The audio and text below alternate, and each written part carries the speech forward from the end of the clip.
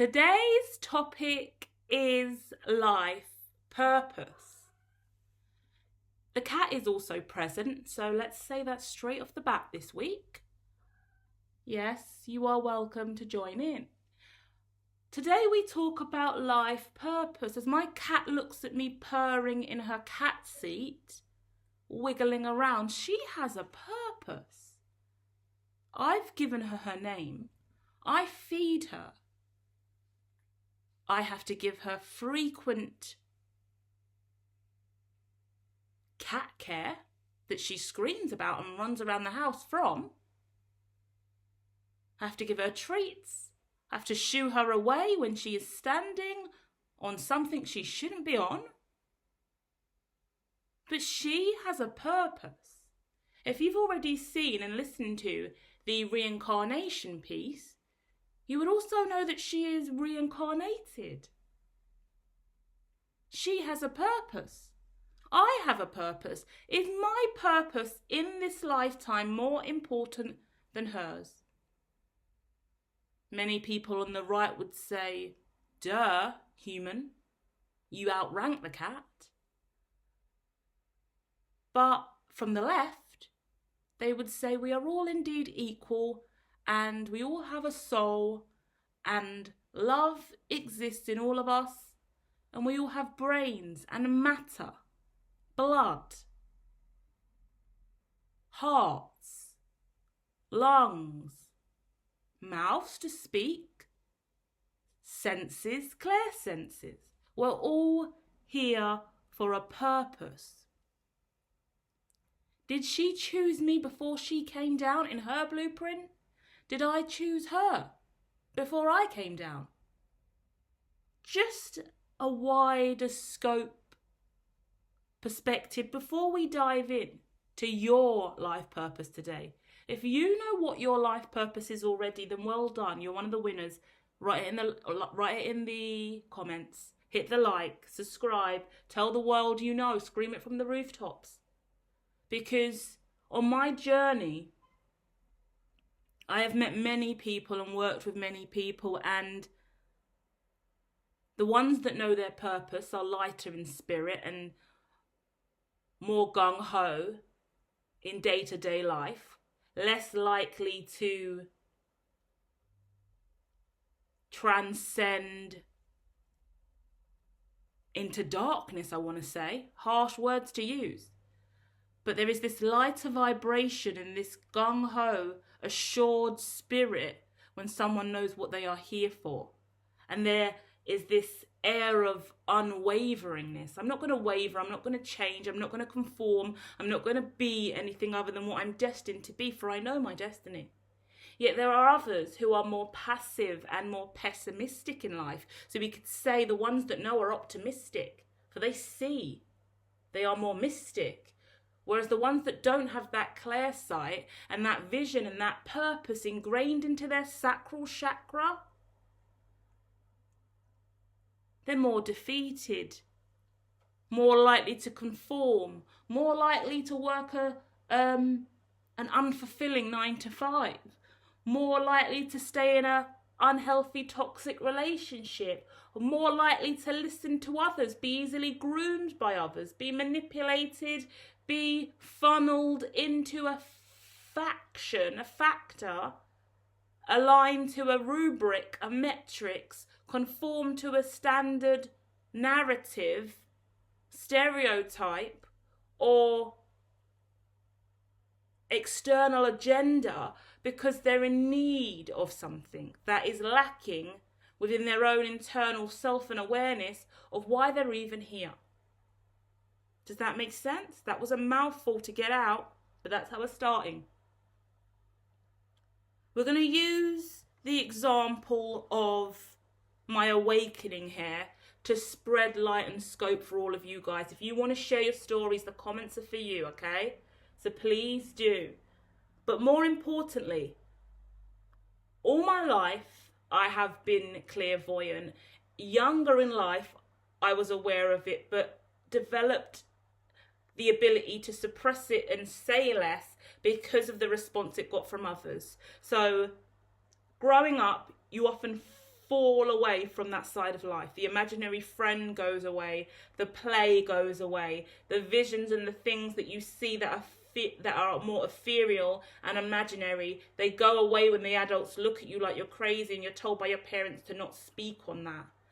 An example I will give you of one of the most awkward moments I have in adulthood and childhood. I didn't really see it as a problem in childhood, but now in adulthood I see it. I would always go to get my eyes tested because I always had problems with my eyes because I was always saying I saw things that weren't there. So when I was having my eye test at the hospital on frequent occasions, I would be told to put my eyes up against this special machine to read my eyes and have this laser eye investigation with this nurse that saw me once a month, right? And every time I put my eyes up against it and looked in, what do you see? Firstly, she's telling me to focus on the hot air balloon in front of her showing up on the image.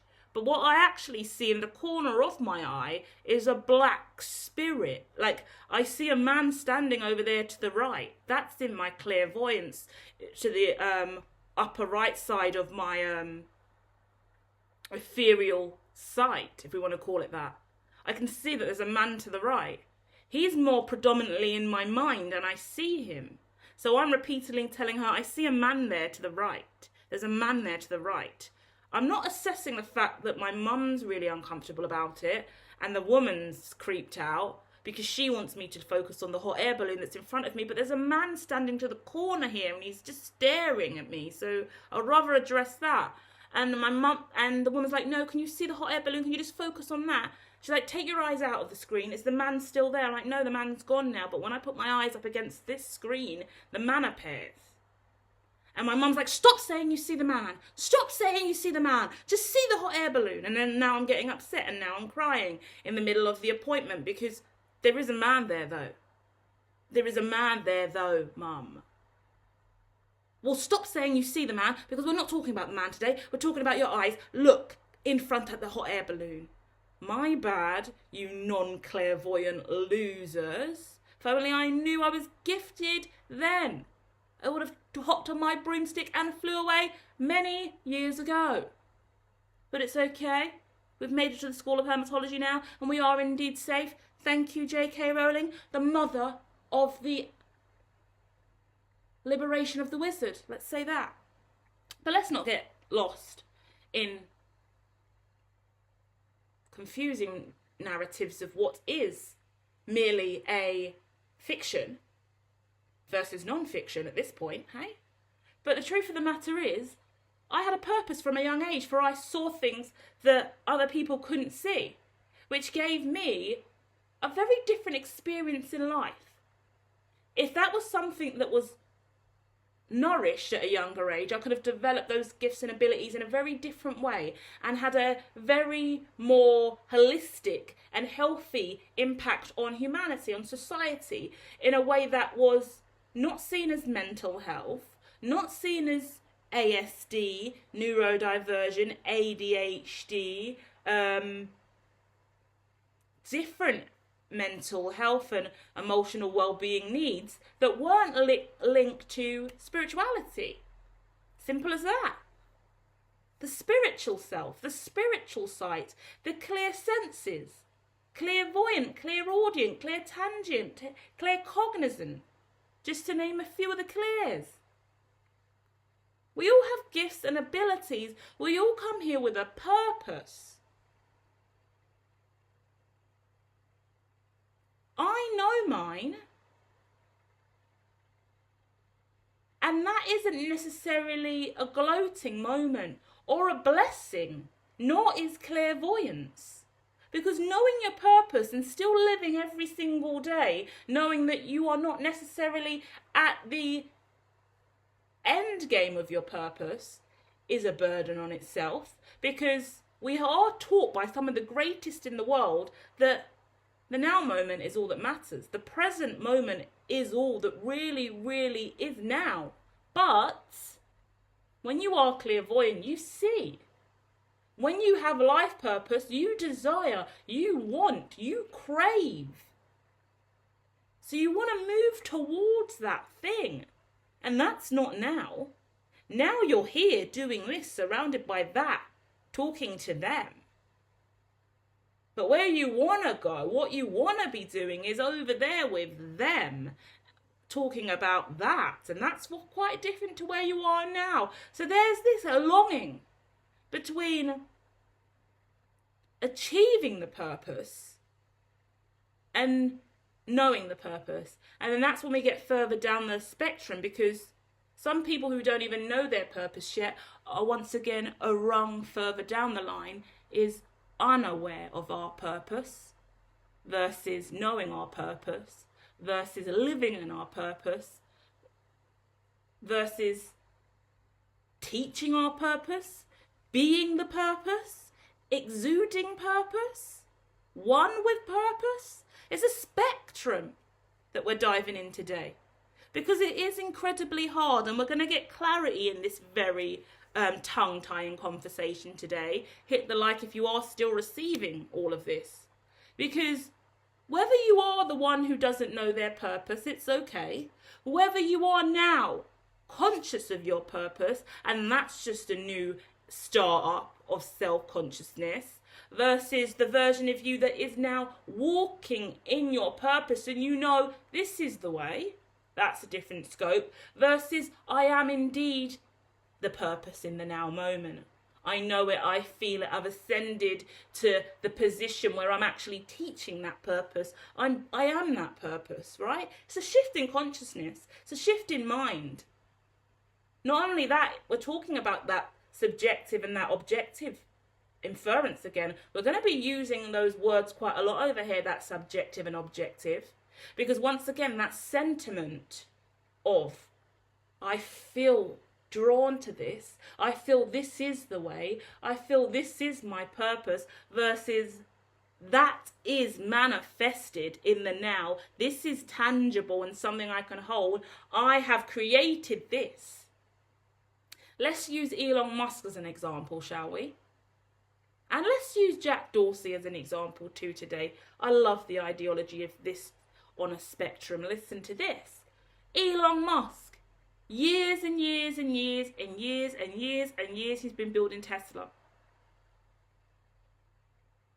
But he has made major moves in the last year, specifically last 2 years, since the Twitter takeover, where he scaled the business up to new heights in relation to degrees of freedom in the self-driving vehicles, the level of electric driving that's available now, electric vehicles, is through the roof. He is obviously the richest man in the world. He has managed to find his way from what was initially a subjective stance of what he wanted to do and create and what he believed his purpose was on the planet, and he scaled it from the subjective side of self, the left, all the way up to the right, and achieved that in full, manifested that reality, and now objectively we all can see his net worth and his Teslas, along with the other corporations he does have. On the flip side, as I am a massive fan of X, formerly Twitter, let's talk about how amazing Twitter was. Let's talk about the fact that Jack Dorsey made that. And let's talk about the fact that that was his purpose, his destiny. Do you know what it takes to be a creator like that, to build something like that, and to step into mission like that, build something so sensational, and then someone comes along and takes it from you? You sell it, you give it up. There's a lot of contention around how that went down and how that happened. So we're using that as a strong example today. Because if we look at Elon's journey, we can also pin holes in the eBay and the PayPal that was also part of Elon's journey. And he had creative influence in both of those things and then sold them, let them go. But in this instance, from my understanding, in Jack's situation, he didn't desire to let Twitter go. It was a hostile takeover. What happens then? Because many of us go through this in life. This is an excellent example about life purpose, karma and dharma, and the ebbs and flows of what is really happening, what is really matter of fact. Because the truth of the matter is, Jack was in his purpose. He built something incredibly purposeful. He was in a subjective position on the left, living in his dream and manifestation, whilst Elon had already conquered his subjective self, came all the way up to the top of the chain with an objective stance, and just picked up and took the subjective elements of Twitter, flicked it up and ate it, transformed it into X, into a very objective engine. Trying to find the right words in line with the visions that I'm having. The point of this is, where's the purpose now? Has Elon taken purpose? Where does Jack's purpose lie now? Feels a bit intensive to go down this route. I didn't think this through before I started having this conversation. I should have prepped in the mind. My bad, guys. But the point is, it's worth dissecting such ideologies because it screams, X is a beautiful thing and it's flourishing and it's well. Does Jack's purpose still live on without him having the control that he initially had? Or does that become Elon's purpose? Elon doesn't even run the company anymore. He's not even CEO. So I can't even say that that's Elon's purpose. But I want to talk more about the exchange of chi and energy. I want to talk about how we have things that we have to give away and that we have to let go of, and surrendering something that you believed was your purpose or that you was holding on too tightly and giving it to God, giving it away, giving it to spirit. Because the evolution of X is been a beautiful thing to watch and see. I love it. I love the evolution of it. But then I always go back to the root story and I go, okay, the founders here really created something, and I always wonder what their true vision of that would be now, and how aligned it is to what they would have wanted for this on their own time scale of development if they weren't forced into the hostile takeover.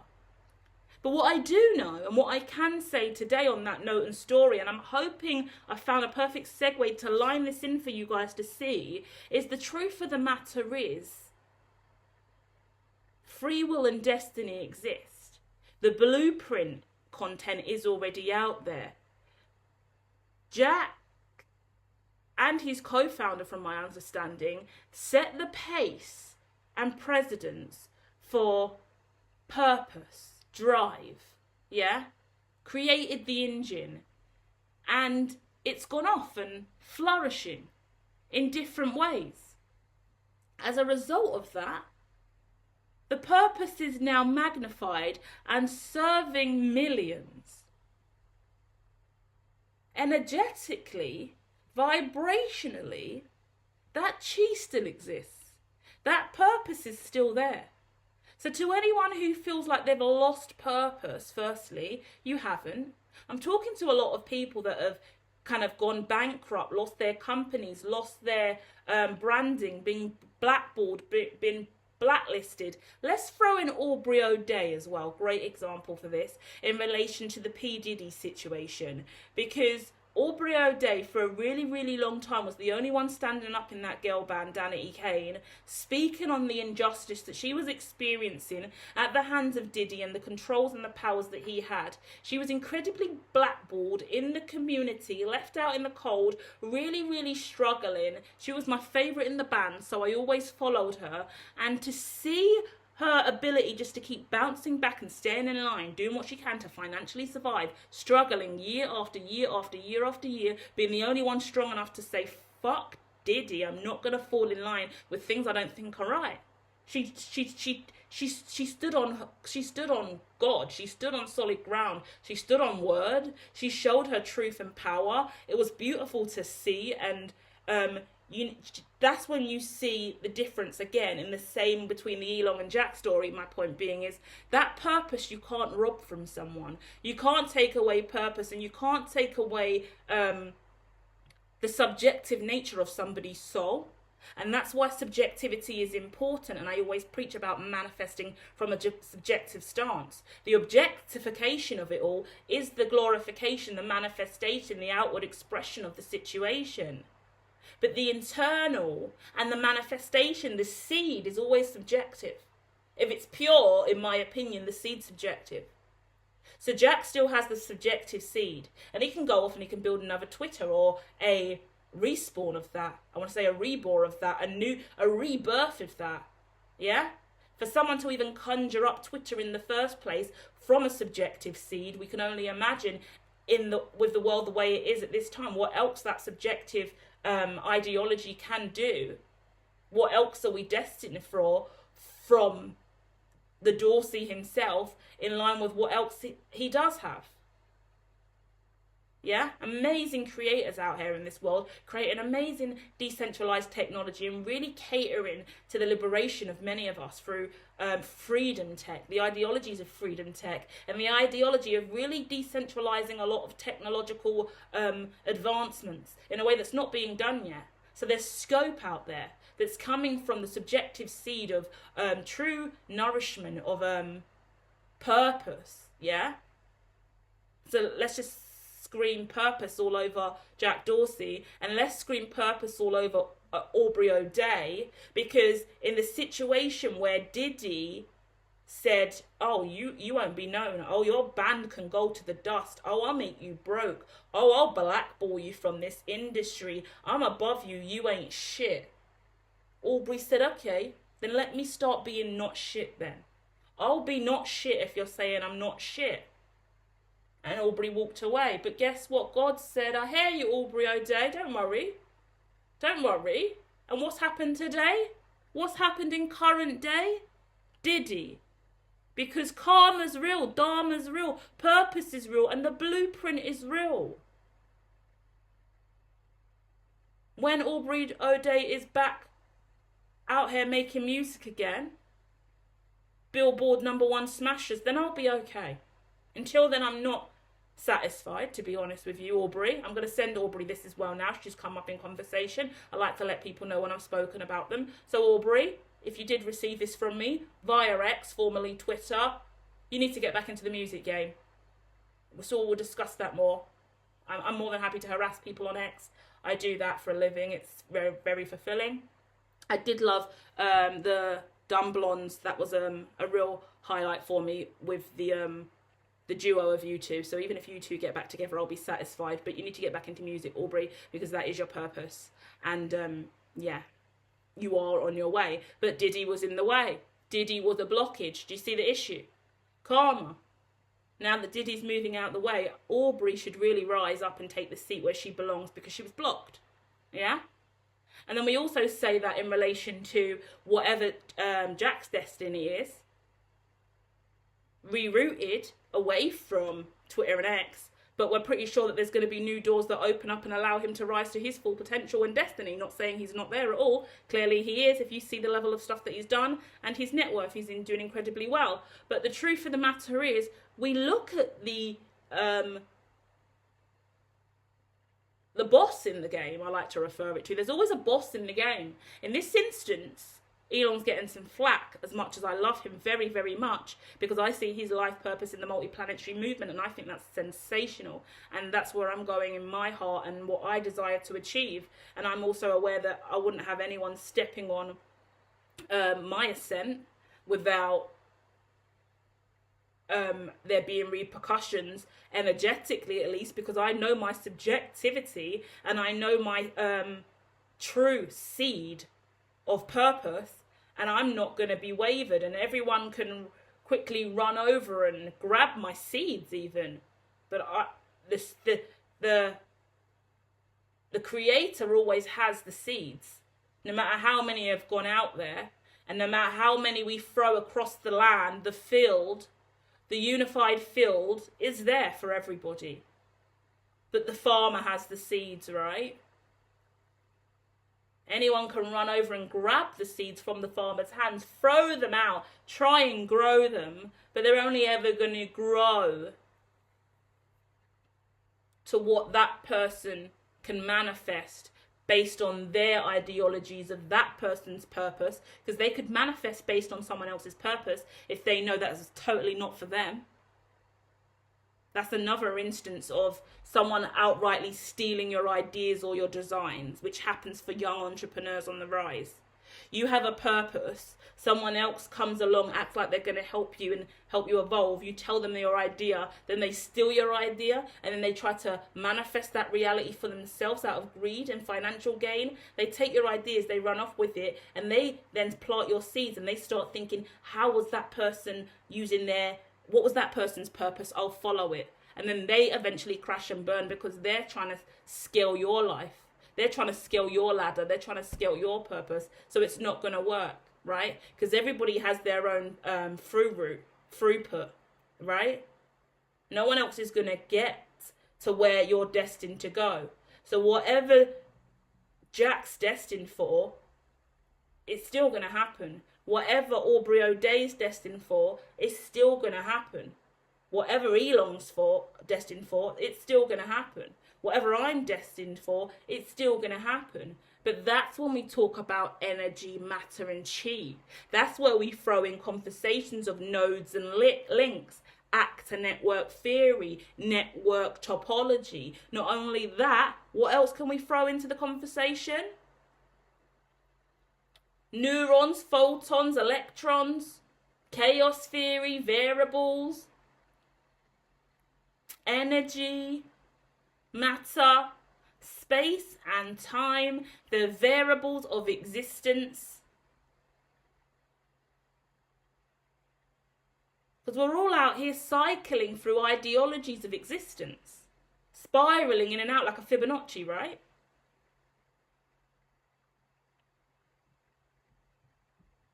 For the vision I'm getting in my head is Elon, Aubrey, and Jack in a Triskelion. Best way for me to do it mentally. That's who I've just spoken about today as figures that we would recognise in today's society that we can use as an example. And they now spiral out. That's spinning like a blade, right? Is it a blade? That's spinning out. But there's loads of them spinning out. They're everywhere. And they crash into each other like blades, bumping into each other. Some win, some lose, some fall, some crash. And the charge and the energy and the chi continues to spin out. Yeah? Because what we throw in with Elon or Aubrey, look, this is gorgeous. Listen to this. Throw Puff Daddy in the mix. He's actually got a hand in X now. So he's actually connected to Elon. Let's make a network, and let's run a line from Elon, the node, to Puff Daddy, the other node. And oh my goodness, Puff Daddy knows Aubrey. Let's throw that line across and connect them two there as well. Let's start connecting the dots. And now we see karma running on that thread, super string, consciousness, alignment. Actor network theory, network topology, the Merkle tree. Are we seeing life? Do we understand that we are all existing on string?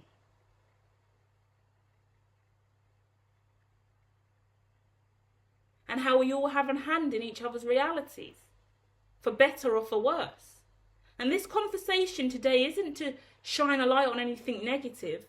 Because or maybe it is. Maybe I should stop being so nice and trying to be passive in the conversation. Because the truth of the matter is there are negatives and positives to every situation. Yeah? Hawking's radiation. Guys, let's talk about that. Let's talk about what we exude as human beings in relation and communication for our objective and subjective decision making in line with what we believe our purpose is that creates radiation. Negative vibrations, negative effects, chaos theory. And what we allow to ripple down and outwards towards others. Because Diddy was pretty set on destroying Aubrey, wasn't he? Elon was pretty dedicated to taking over Exit by any means necessary. But then also, on that note, there was some serious reasons why he needed a safe space.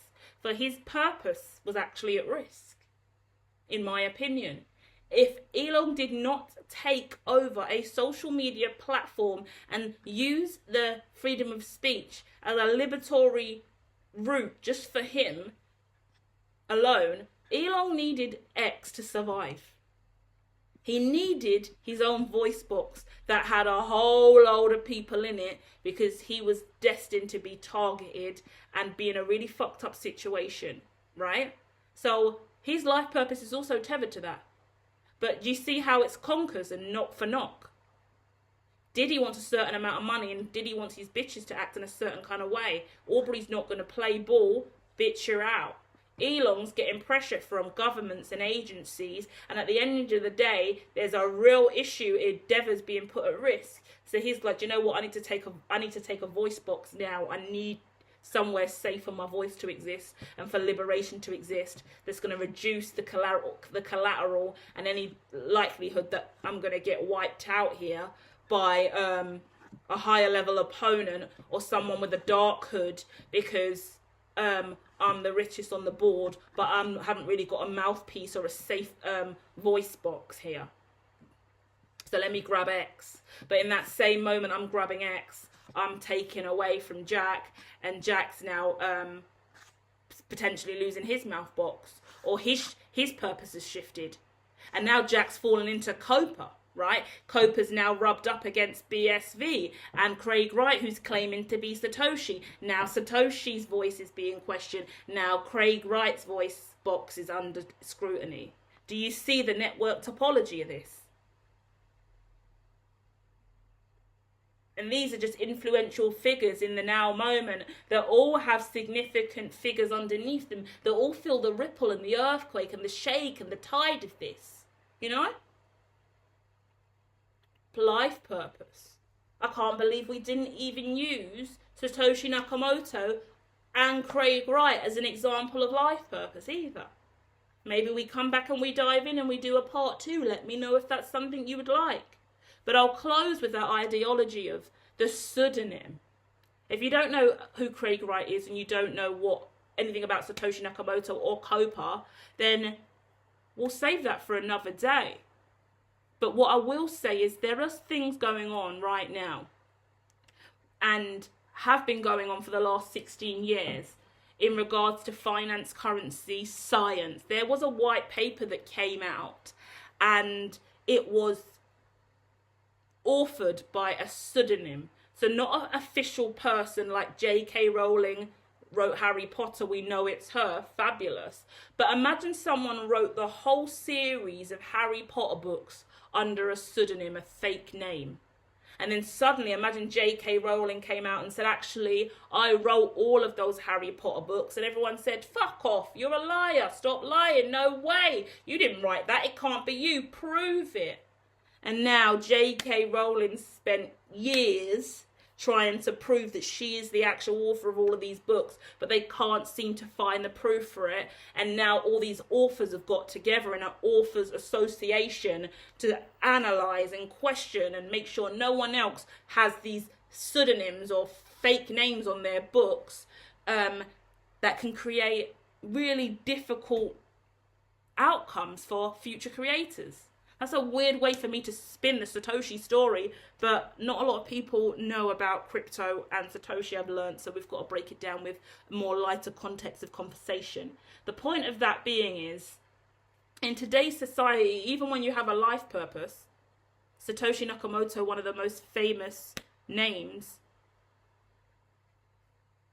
in economics, computer science, finance, is a pseudonym, a name that was made up Because whoever really created that was so fearful of their true destiny and purpose and what that would mean for them. For what if they turn out like Elon under pressure, forced to spend billions on an app just to have a voice? What if they turn out in Jack Dorsey's situation, being hostile, taking over your pride and joy with hostility, forcing you out of your purpose, moving you from your seat? What if you are a singer who loves singing and just wants to be known and recognized, but you've got an executive and a manager shitting all over you, telling you best do whatever he says for a come up? Satoshi didn't want that life. Satoshi didn't want the weight of his purpose and destiny on his shoulders. So when he made something that amazing, he faked his name on it. And now no one knows who he is. And Craig Wright has come out and said it's him. But from my understanding, I believe he was forced out and forced to go down the route of saying it was him. I don't think that he would have initially came out and said it was him if he wasn't dragged into that situation and had to conform to that narrative for whatever reason. Either way, look how many people's lives have been affected by this situation. And now some of the biggest companies in the world are now affected by this pseudonym and us not knowing the author of this paper. Imagine that, because it has the same weight, in my opinion, as the J.K. Rowling. Imagine Harry Potter books were just there with no author to it. But every now and then someone came out and said they were the author of Harry Potter books. And Harry Potter's legendary like it is. My goodness, what a crazy world we live in. And that is our first attempt at dissecting life purpose. Feel free to share your opinions in the comments. Feel free to give opposing ideologies more scope. And I will be back soon with more. Love and light.